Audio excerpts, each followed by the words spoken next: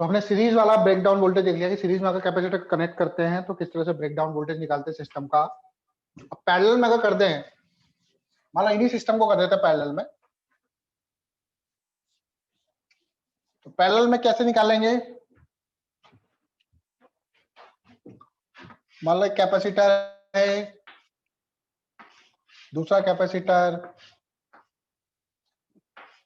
तो पैरेलल में क्या सेम रहता है वोल्टेज। मान लो ये 2 माइक्रोफैराड का कैपेसिटर है, इसका ब्रेकडाउन वोल्टेज है 10 वोल्ट, और ये 3 माइक्रोफैराड का कैपेसिटर है, इसका ब्रेकडाउन वोल्टेज है 15 वोल्ट। तो सिस्टम का ब्रेकडाउन वोल्टेज क्या होगा, जो सबसे लो होगा। पैरेलल में तो दोनों का रेजिस्टेंस सेम होता है ना, तो इसमें डायरेक्ट नहीं निकाल लोगे, जो सबसे कम होगा वो सिस्टम का ब्रेकडाउन वोल्टेज होगा। तो ब्रेकडाउन वोल्टेज ऑफ सिस्टम क्या हो जाएगा, 10 वोल्ट हो जाएगा। ठीक है,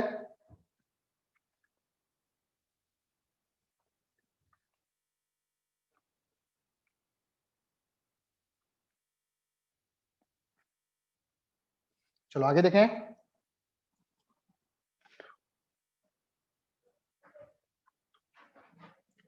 अब आता है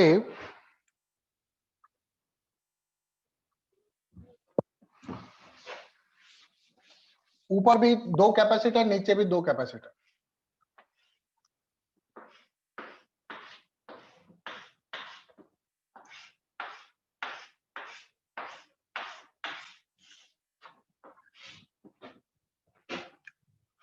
थ्री माइक्रोफैराड,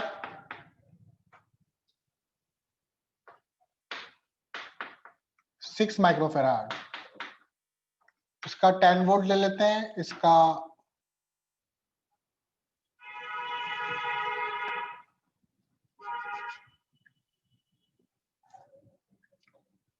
इसका 20 वोल्ट ले लेते हैं ब्रेकडाउन वोल्टेज,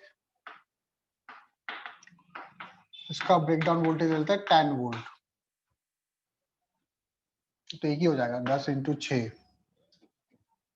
15 ले लेते हैं इसका। इसका कैपेसिटर 4 माइक्रोफैराड, इसका भी 4, इसका ब्रेकडाउन वोल्टेज 12 वोल्ट, इसका ब्रेकडाउन वोल्टेज 8 वोल्ट। अब बताना है कि सिस्टम का ब्रेकडाउन वोल्टेज क्या होगा। तो पहले हम लोग ऊपर वाले सिस्टम का ब्रेकडाउन वोल्टेज निकालेंगे और फिर नीचे वाले सिस्टम का ब्रेकडाउन वोल्टेज निकालेंगे, फिर जिसका लो आएगा वही आंसर होगा। Okay sir. ऊपर वाले सिस्टम का ब्रेकडाउन वोल्टेज, ऊपर वाले में किसमें क्यू मैक्स कितना हो सकता है, 4 अपर कैपेसिटर्स। अपर कैपेसिटर्स के लिए क्यू मैक्स कितना हो सकता है,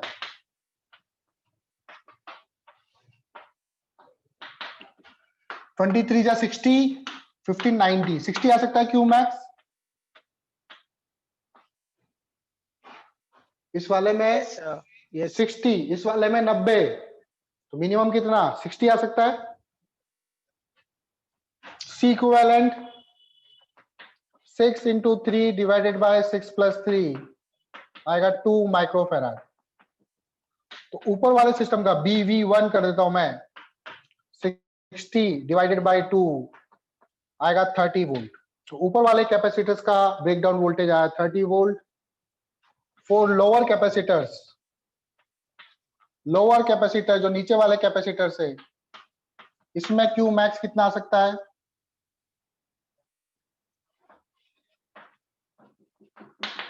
बारह चौक 48, 8 चौक 32, 32 आ सकता है। लो वाला लेंगे 32 microcoulomb. C equivalent 4 into 4 divided by 4 plus 4, 2 आएगा।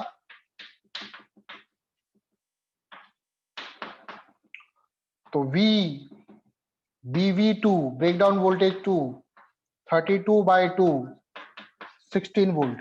तो ऊपर वाले सिस्टम का ब्रेकडाउन वोल्टेज है 30 वोल्ट, नीचे वाले सिस्टम का ब्रेकडाउन वोल्टेज है 16 वोल्ट। तो पूरे सिस्टम का क्या होगा, 16 सर। 16 होगा। Yes sir. ठीक है, तो आंसर होगा आपका breakdown voltage of system 16 volt.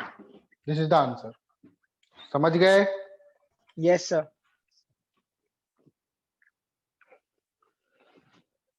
ठीक है, नोट कर लो इसको। कर लिया सर। कर लिया? Yes sir. अब आता है, ये आपके बोर्ड में भी आता है जो टॉपिक मैं पढ़ाऊंगा, capacitance of partially field dielectric.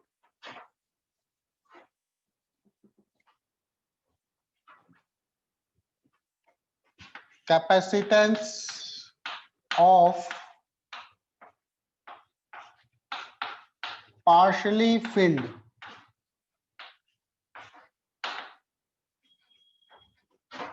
dielectric in capacitor।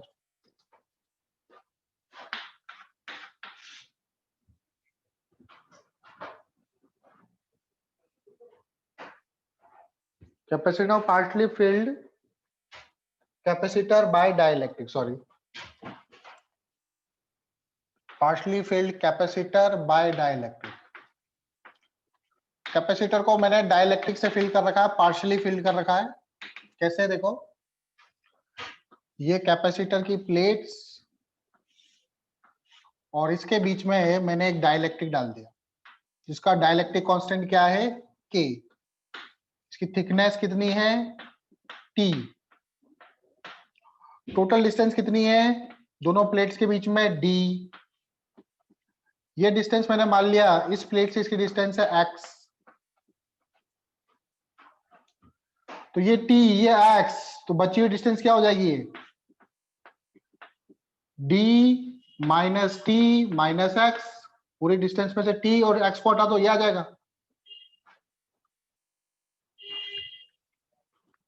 ठीक है, जो चार्जेस होंगे वो इस तरह से, यहाँ पे चार्ज पॉजिटिव चार्ज होगा, इधर नेगेटिव, डाइलेक्ट्रिक में इस तरफ नेगेटिव चार्ज, और यहां पर पॉजिटिव चार्ज। तो यहां पोटेंशियल डिफरेंस अलग होगा V1, इन दोनों के बीच में अलग पोटेंशियल डिफरेंस होगा V2, इन दोनों के बीच में अलग पोटेंशियल डिफरेंस होगा V3। तो जो नेट पोटेंशियल डिफरेंस होगा, आप चाहो तो यहां पे लिख दो V1 V2 V3। दिख रहा है आपको V1 V2 V3? तो नेट पोटेंशियल डिफरेंस होगा Yes, V बराबर, वो होगा V1 plus V2 plus V3। अब पोटेंशियल डिफरेंस बराबर क्या होता है? Electric field into distance. V बराबर ED, सुना है? V इक्वल टू ED होता है। अब यहां पर तो कुछ भी नहीं है, डाइलेक्ट्रिक नहीं है, तो यहाँ का पोटेंशियल डिफरेंस क्या होगा? यहाँ पर इलेक्ट्रिक फील्ड कितना है? सिग्मा बाय एप्सिलॉन, मान लो प्लस सिग्मा, इसकी charge density minus sigma.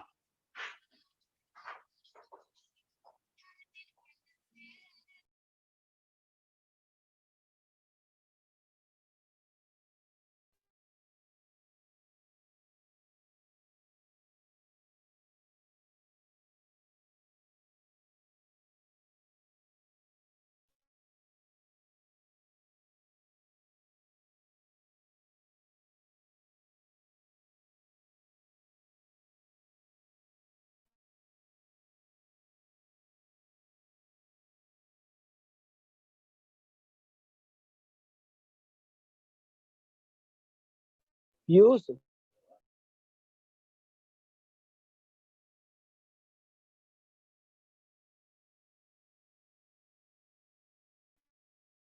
Sir, आपकी आवाज नहीं आ रही।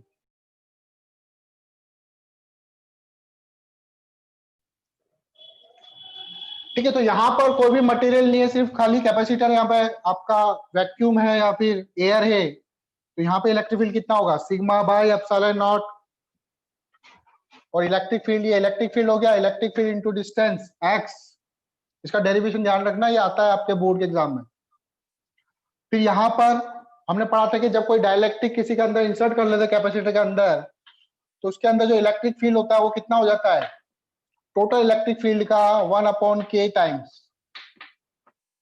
टोटल इलेक्ट्रिक फील्ड का 1/k टाइम्स, तो यहाँ पे इलेक्ट्रिक फील्ड कितना है 1/k times of sigma epsilon not, distance कितनी t, फिर V3 अगेन यहाँ पर कुछ भी नहीं है, डाइलेक्ट्रिक नहीं है, सिर्फ एयर या वैक्यूम है, तो अगेन यहाँ पे sigma by epsilon not, distance कितनी d minus t minus x, d minus t minus x. Common ले लो, इसमें से क्या क्या कॉमन है, सिग्मा एप्सिलॉन नॉट, अंदर बचेगा x t बाई के plus d minus t minus x. कुछ कट रहा है क्या, x से x कैंसिल हो गया, तो यह है आपका v, मुझे क्या निकालना है कैपेसिटेंस निकालना, तो C बराबर Q बाय V, V की वैल्यू रखो Q sigma epsilon not d minus t plus t by के, एप्सिलॉन नॉट को ऊपर ले जाएंगे, सिग्मा को खोल दो, सिग्मा होता है Q into area, sorry Q by A होता है,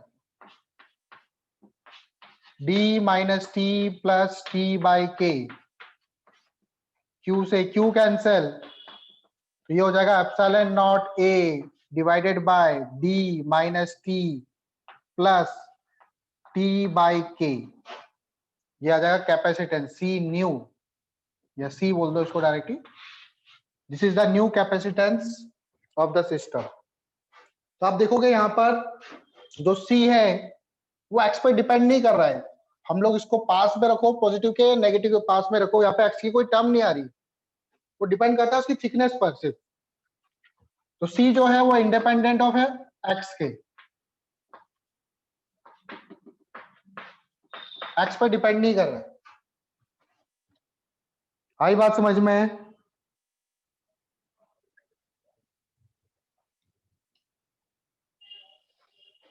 नोट कर लो इसको।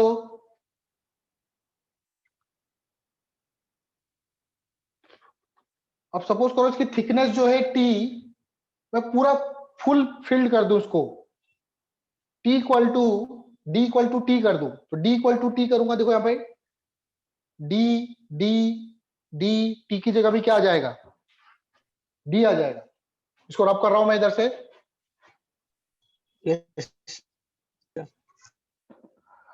Eight T equal to D, मान लो इसका मतलब फुल्ली फिल्ड, तो फुल्ली फिल्ड तो हम लोग निकाल चुके हैं वैसे पहले भी, K टाइम्स हो जाता है,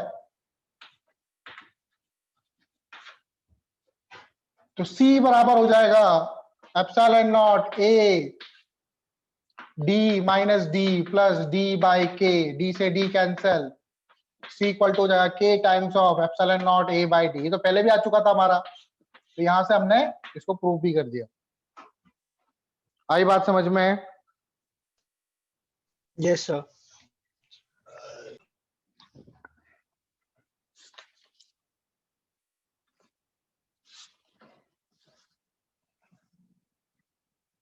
ठीक, नोट कर लिया।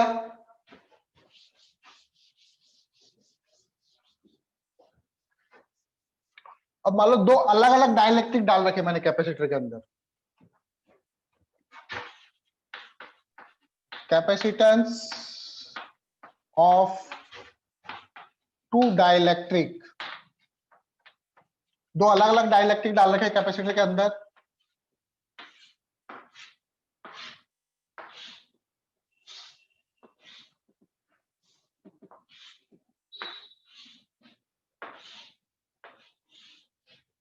K1 K2 thickness, T1 thickness T2, तो इसका कितना होगा, दोनों के प्लेट्स के बीच में डिस्टेंस D, तो C बराबर होगा epsilon naught A D minus, देखो यहाँ पे सबमिशन, ऐसे बहुत सारे प्लेट हो सकते हैं, तो submission TI, submission TI T1 T2 T3 जितना भी है, plus summation T I by K I, summation T I by K I होगा।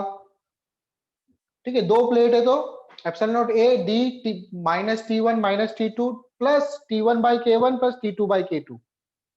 उसी तरह जितने भी डाइलेक्ट्रिक्स होंगे उस हिसाब से आप निकाल सकते हैं। आई बात समझ में है?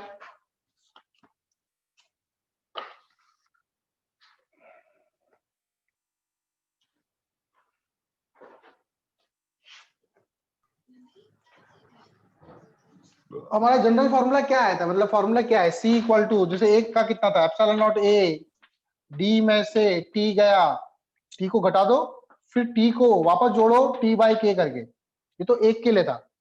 इसका क्या होगा, एप्सिलॉन नॉट ए, इसमें दो अलग अलग मटेरियल है, डी, इसमें से टी1 को भी घटाओ टी2 को भी घटाओ, तो टी1 फिर प्लस करो टी1 बाई के1, फिर प्लस करो टी2 बाई के2, ये दो का हो जाएगा। ऐसे कितने भी हो सकते हैं, इनफाइनाइट भी हो सकते हैं, यस टी1 बाई के, हाँ ठीक है, समझ गया? Yes sir.